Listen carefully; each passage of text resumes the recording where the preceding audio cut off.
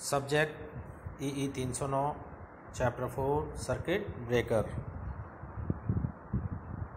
Topic 4.7.3 air blast circuit breaker. इस lecture में आज हम एयर ब्लास्ट सर्किट ब्रेकर के कंस्ट्रक्शन और वर्किंग का अध्ययन करेंगे। साथ में ही हम देखेंगे एयर ब्लास्ट सर्किट ब्रेकर जो है कितने प्रकार के होते हैं। तो सर्वप्रथम हम इसके टाइप्स का अध्ययन कर लेते हैं। ये 3 प्रकार के होते हैं। पहला है एक्सियल ब्लास्ट टाइप, सेकंड है क्रॉस ब्लास्ट टाइप और तीसरा है रेडियल ब्लास्ट टाइप। ये जो 3 प्रकार के एयर ब्लास्ट सर्किट ब्रेकर्स हैं, इसमें इनका टाइप का निर्धारण एयर ब्लास्ट आर्क के साथ किस तरह से वैरी है उसके आधार पर इसका डिवीज़न किया गया है। तो सबसे पहला है इसमें axial blast type. Axial blast type में जो एयर ब्लास्ट है वह आर्क के समानांतर या पैरेलल या directed along the arc path होता है। सेकंड है क्रॉस ब्लास्ट टाइप। इसमें जो ब्लास्ट है वह आर्क के लंबवत होता है।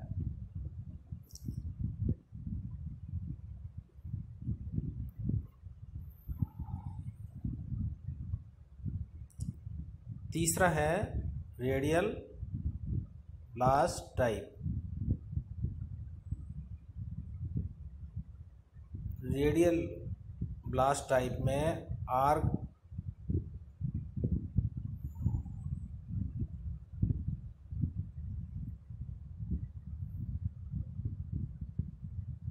को बुझाने के लिए एयर ब्लास्ट जो है वह रेडियली डायरेक्टेड होता है। इसको यहाँ पर चित्र 3 में दिखाया गया है। चित्र प्रथम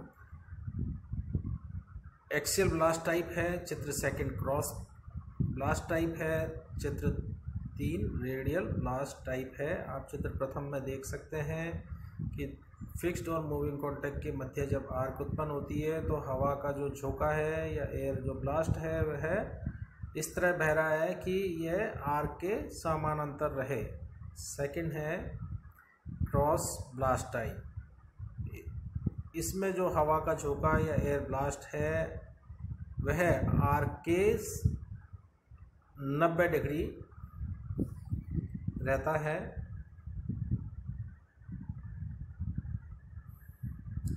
चित्र सेकंड में आप देख सकते हैं फिक्स और मूविंग कॉन्टैक्ट के मध्य जब आर्क उत्पन्न हुई है तो हवा को इस तरह से प्रवेशित किया जा रहा है कि जो एयर ब्लास्ट है वह आर्क के राइट एंगल पर डायरेक्टेड है।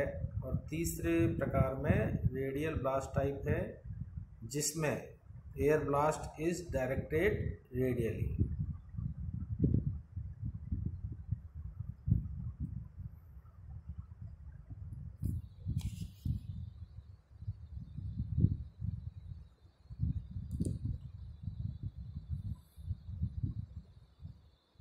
एयर ब्लास्ट सर्किट ब्रेकर में कंप्रेस्ड एयर का उपयोग आर्क इंटरप्टिंग मीडियम के रूप में किया जाता है। एयर ब्लास्ट सर्किट ब्रेकर में कंप्रेस्ड एयर को एक टैंक में रखा जाता है और एक नोजल के माध्यम से उच्च गति वाले जेट का उत्पादन किया जाता है। उच्च गति वाला जो जेट है वह आर्क को बुझाने का कार्य करता है। एयर ब्लास्ट सर्किट ब्रेकर का उपयोग मीडियम वोल्टेज और मीडियम रप्चरिंग कैपेसिटी के लिए किया जाता है। आमतौर पर 245 किलोवोल्ट, 420 किलोवोल्ट या इससे अधिक पर भी इसका या इतने वोल्टेज से ऊपर के वोल्टेज के लिए भी इसका उपयोग किया जाता है। अब सर्वप्रथम हम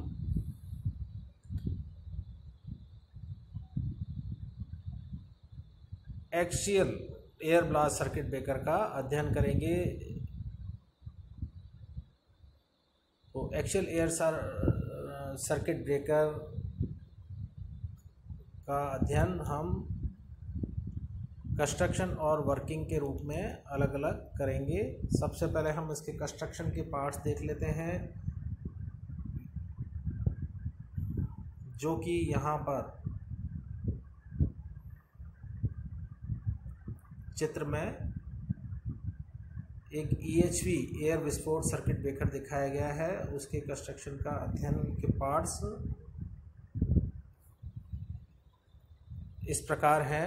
पहला, वायु भंडारण कक्ष या एयर रिजर्वॉयर टैंक।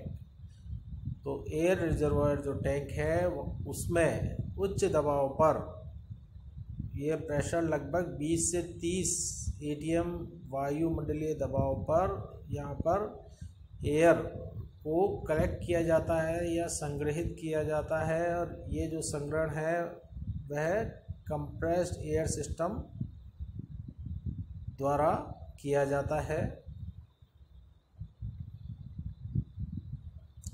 तो हम हवा को एक संपीड़ित वायु प्रणाली या कंप्रेस्ड एयर सिस्टम से यहाँ पर लेते हैं और उसको एयर रिजर्वॉयर टैंक में संग्रहित कर लेते हैं। सेकंड है होलो इंसुलेटर कॉलम।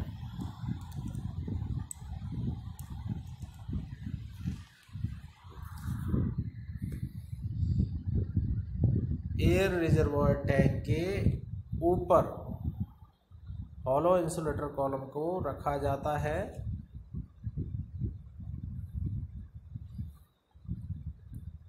इसके आधार पर वाल्व प्रदान किया गया है।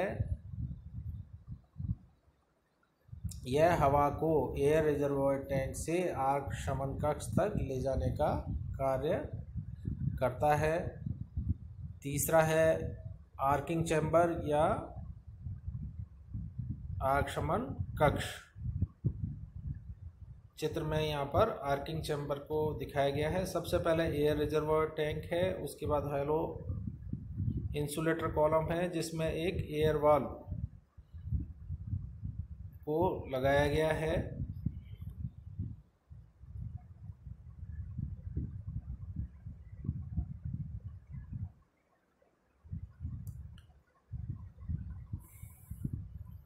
आर्किंग चैम्बर या आर्क शमन कक्ष।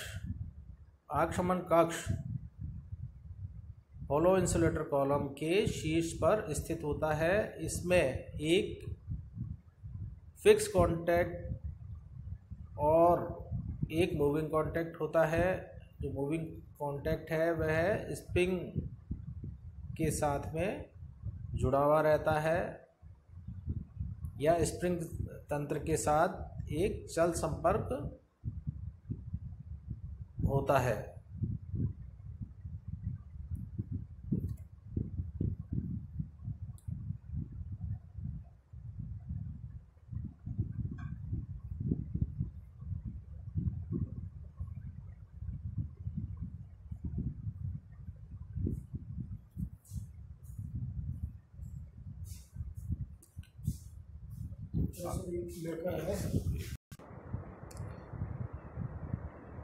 इसके उपरांत है कंस्ट्रक्शन में वाल्व का उद्देश्य एयर रिजर्वॉयर टैंक से वायु को इंसुलेटर कॉलम और आर्क शमन कक्ष तक पहुंचाना है।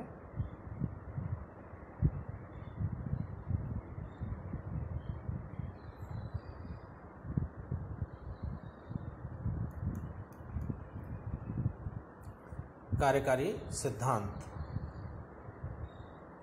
एयर ब्लास्ट सर्किट ब्रेकर में हवा का जो प्रवाह है वह आर्क के पैरेलल में है या पार्श्व में है। एयर सर्किट जो ब्लास्ट है circuit breaker, air blast circuit breaker एक विस्फोट या डबल विस्फोट हो सकता है। अब इसके कार्यकारी सिद्धांत में हम दो कंडीशन लेंगे। पहला है सामान्य अवस्था में, तो स्प्रिंग दबाव के कारण स्थिर और चल संपर्क बंद स्थिति में रहते हैं। वाल्व के माध्यम से वायु भंडारण कक्ष और आर्क शमन कक्ष जुड़े हुए रहते हैं। वाल्व आर्किंग कक्ष में हवा के प्रवाह को नियंत्रित करता है। वाल्व सामान्य परिस्थितियों में बंद है।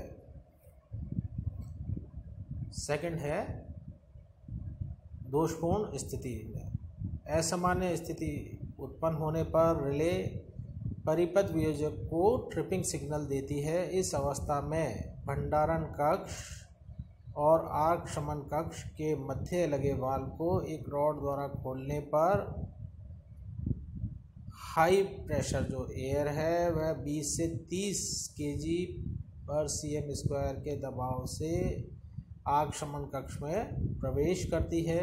यह हवा स्प्रिंग दबाव के खिलाफ जल संपर्क को अलग करती है या दूर करती है। जब जल संपर्क पर दाब स्प्रिंग दाब से ज़्यादा हो जाता है तो संपर्कों में अलगाव हो जाता है, जिससे आर्क उत्पन्न होती है। इसी समय उच्च दबाव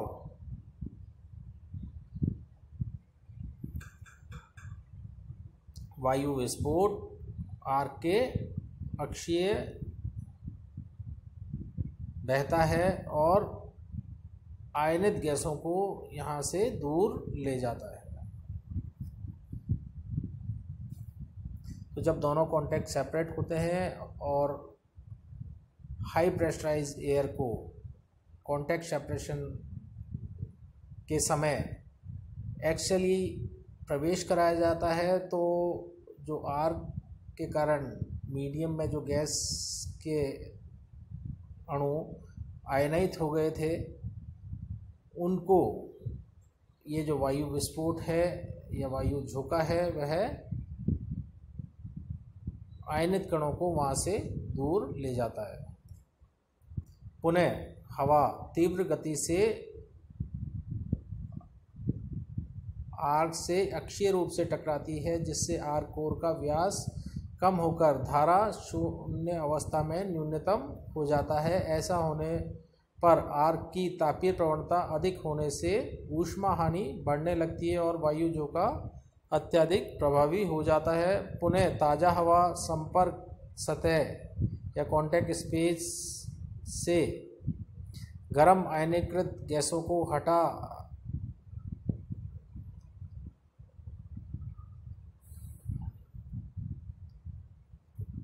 देने से धारा शून्य स्थिति पर आर्क शमन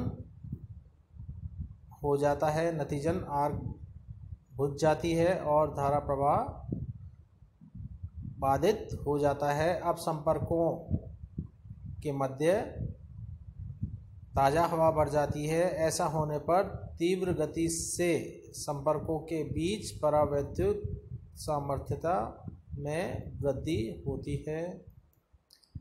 तो अंडर नॉर्मल कंडीशन हमने देखा the fixed and moving contact are kept in close position by spring pressure and air valve is remaining closed.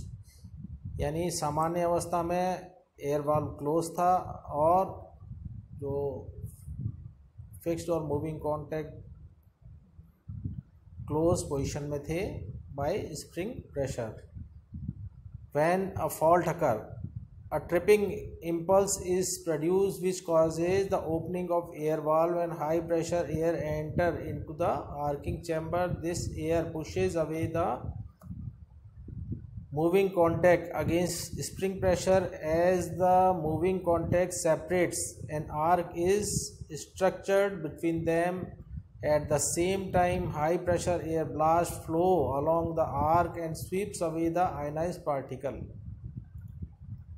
High pressure जो एयर ब्लास्ट है वह कॉन्टैक्ट्स के मध्य आयनाइज पार्टिकल को दूर कर देता है। This increases the dielectric strength of medium. As a result of it the arc fails to these restrike and flow of current is interrupted.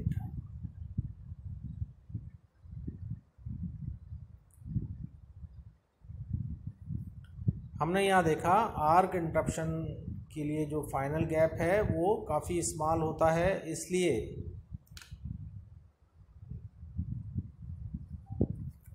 जो सिस्टम का वोल्टेज है वो इतना पर्याप्त होता है कि कॉन्टैक्ट्स के मध्य मीडियम को आयनाइज कर सकता है। इसलिए इस अवस्था को अवॉइड करने के लिए एक आइसोलेटिंग स्विच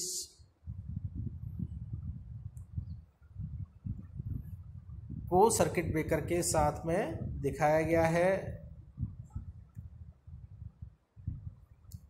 फॉल्ट इंटरप्शन के तुरंत बाद में यह आइसोलेटर स्विच ओपन हो जाता है to provide necessary clearance of insulation या to provide necessary clearance for insulation.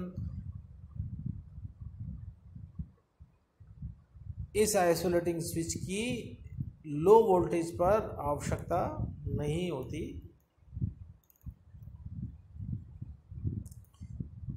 एबीसीपी के लाभ: तेल के कारण होने वाले आग के खतरे का इसमें कोई मौका नहीं होता। Second, air blast circuit breaker के संचालन के दौरान सर्किट ब्रेकर की ब्रेकिंग गति बहुत अधिक है। एयर ब्लास्ट सर्किट ब्रेकर के संचालन के दौरान आर्क क्वेंचिंग बहुत तीव्र होती है। आर्क की अवधि कम और साथ ही उच्च धाराओं के सभी मानों के लिए लगभग समान है।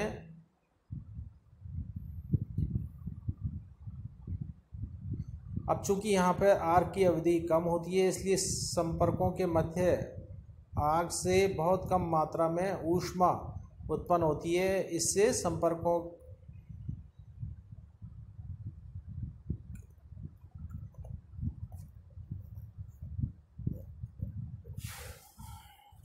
की जो लाइफ है वह काफ़ी लंबी होती है। एबीसीबी सिस्टम की स्टेबिलिटी को अच्छी तरह बना के रख सकते हैं क्योंकि सर्किट ब्रेकर के संचालन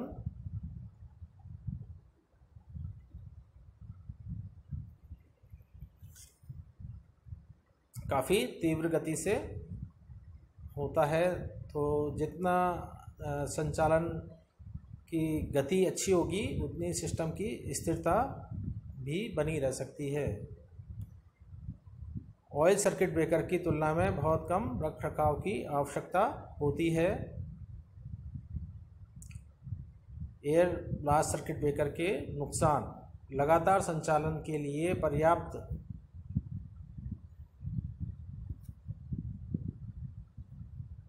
हाई कैपेसिटी का एयर कंप्रेसर होना ज़रूरी है।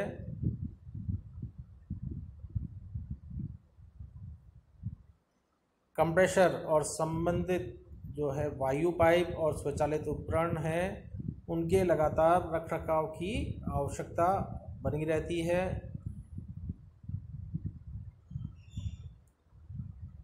तीसरा,